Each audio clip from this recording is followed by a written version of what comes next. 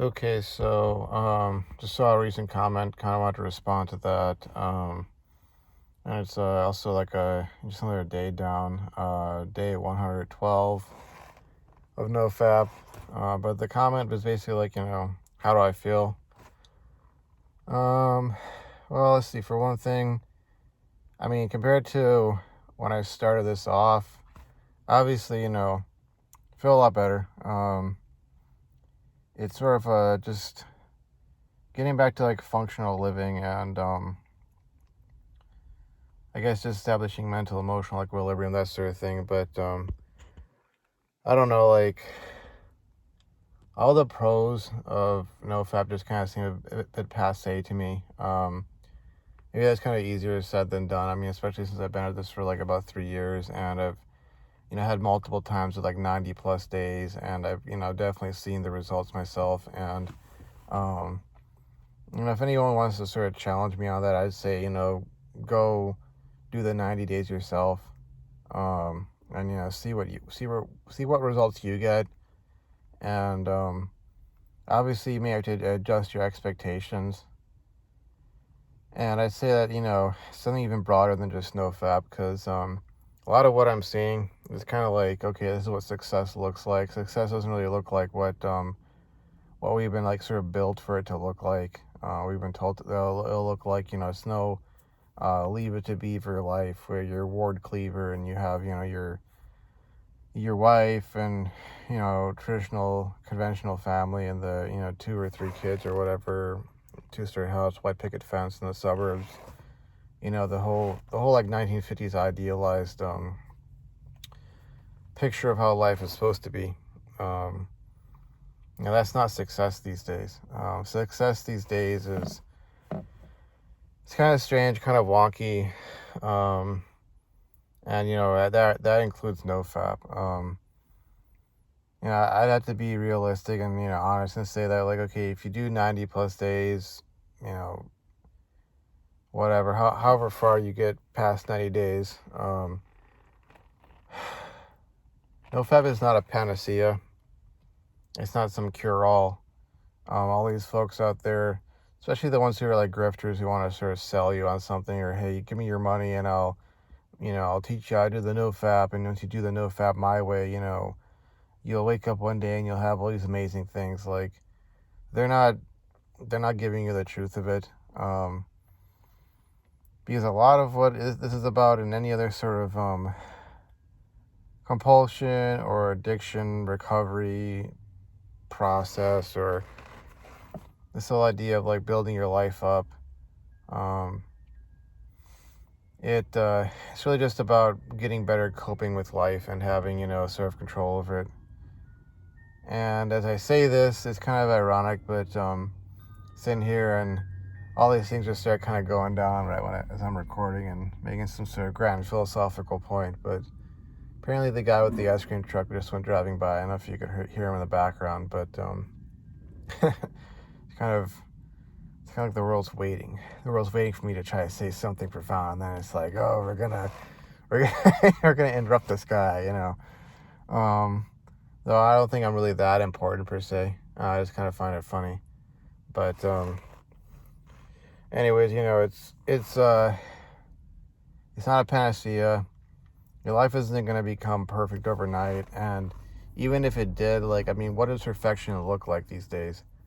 I mean, for me to be in sort of the best spot I've been in, for years and years, to be, for one thing, to be debt free, to be in graduate school, taking evening classes, and to be actually holding down an engineering position, a full-time actual, it's in the title of your job, engineering position.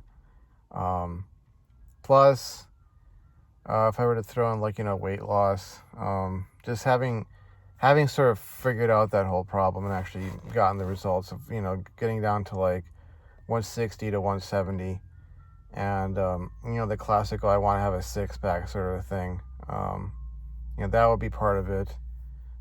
Getting any of my health issues sorted out, like possibilities of stuff like, issues with my hands or so. I may go into what I mean by that in detail in the future, but no, it doesn't have to do with NoFap. It's other stuff in life, like possible injuries from doing construction around the house from back in the day, or just you know pressure on certain nerves in my hands from like holding a pencil, or um, maybe even from some from fencing. I don't know, but not that I would think that I would have to give up fencing 100%, for the rest of my life, sort of thing. But just overuse injury, sort of thing, stuff like that. Like I said, I may get into some real details about that once it gets to the point where I'm actually able to do something about it. But yeah, that's kind of how I feel about things.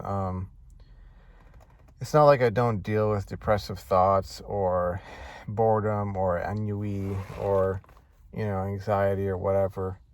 It's just I've gotten to a point where I'm better at handling it, and I hope to maintain that. And that's kind of like the thing. Once I get to this point where I'm like 100 plus days, it's basically just sort of maintaining this as long as I possibly can, and always increasing what that actual milestone is. Like I say as long as I possibly can, but I'm not saying with the intention that I'm ever going to go back, but with the understanding it could happen. But I'm going to keep upping that sort of that milestone, because I mean, for one thing, if we're talking about days, if we're going to talk about numbers of days, I would have to get past 6.5 months of just being completely free of this in order for me to be past my, like my most strict milestone.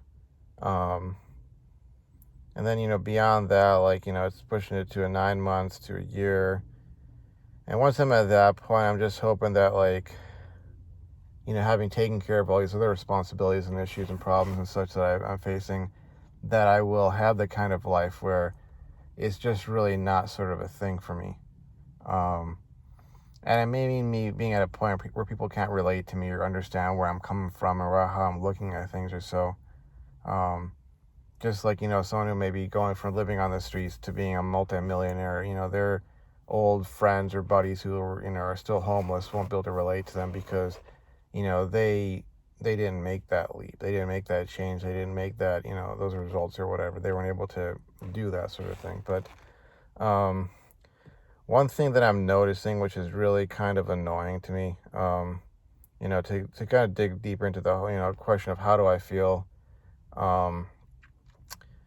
it's sort of like on YouTube, not even just YouTube, but just any social media website or platform, or I mean, to expand it even further, it's really just it's the internet. It's not YouTube in particular. It's like the internet in general. It's like you get far enough along here to the point where it's sort of like you are pretty substantially established with Nofap, and you just kind of see all this sort of suggestive content that gets thrown at you, in an attempt to sort of lead you back down that path.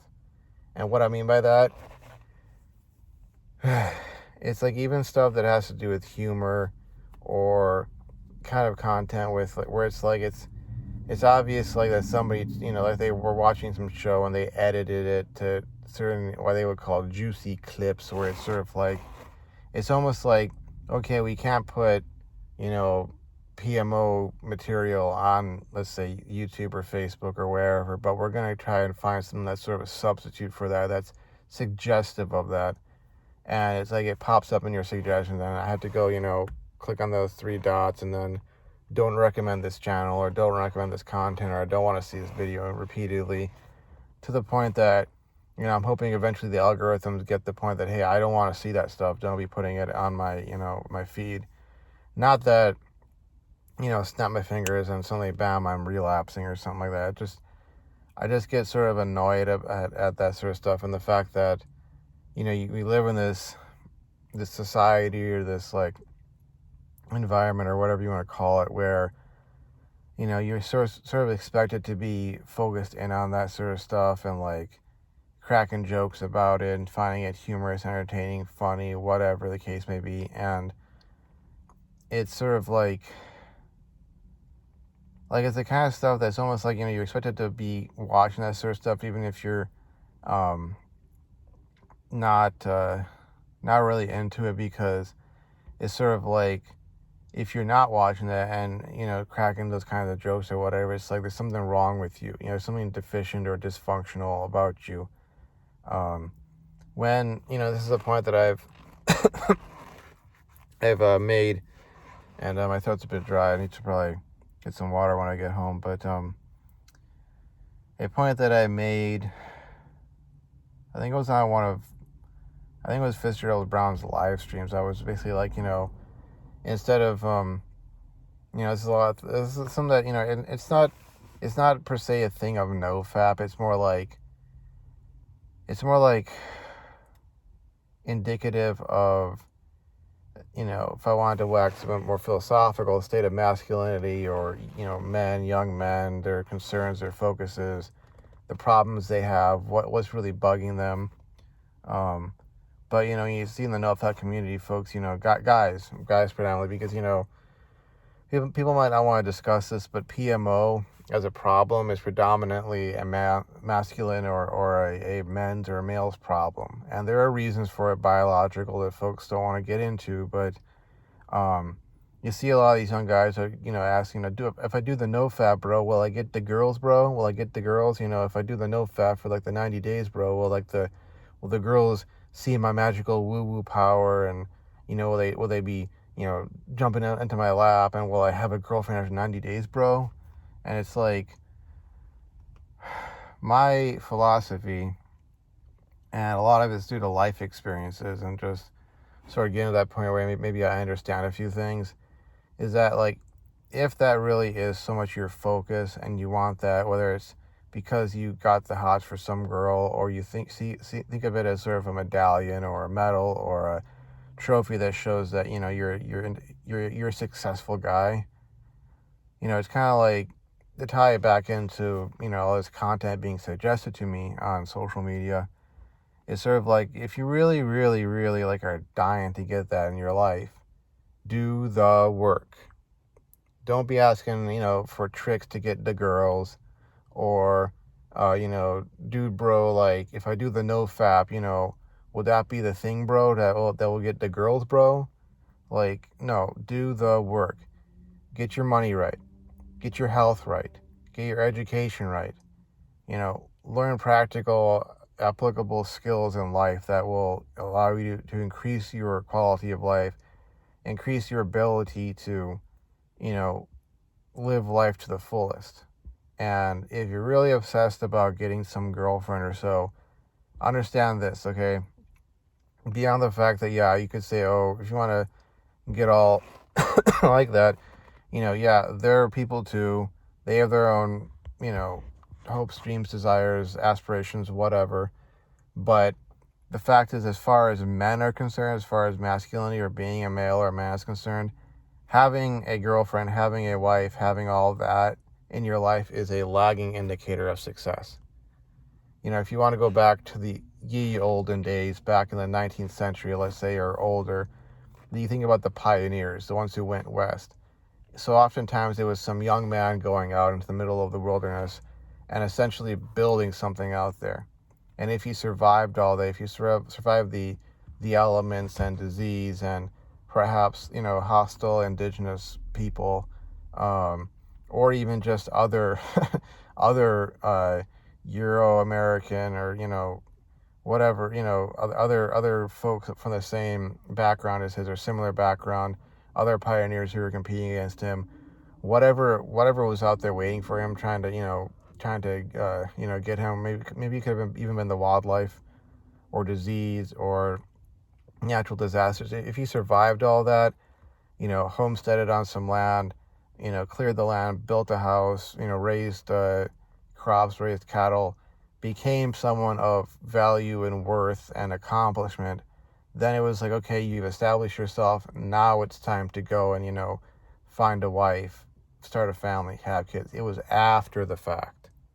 And so many of us, we put the cart before the horse.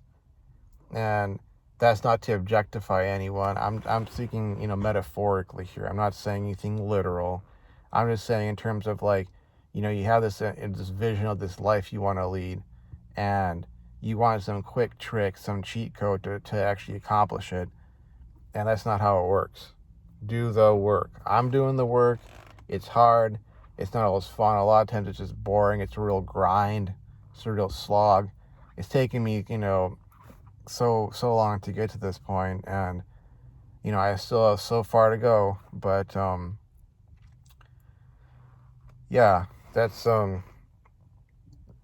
of my perspective on things. But anyways, this is gonna be a really long video. It's probably gonna take a while to upload, but yeah, the whole question of how do I feel, as you can see from the length of the video, there's a lot behind that. So anyways, that's all I really wanted to say. So I'm gonna just finish up and upload this. So see you folks around. Thanks for watching, and if you do like my content, if you do like my videos, or that you find them helpful or just entertaining, I guess, consider subscribing, liking, leaving a comment. That's their deal. And I will see you folks around next video. Bye-bye.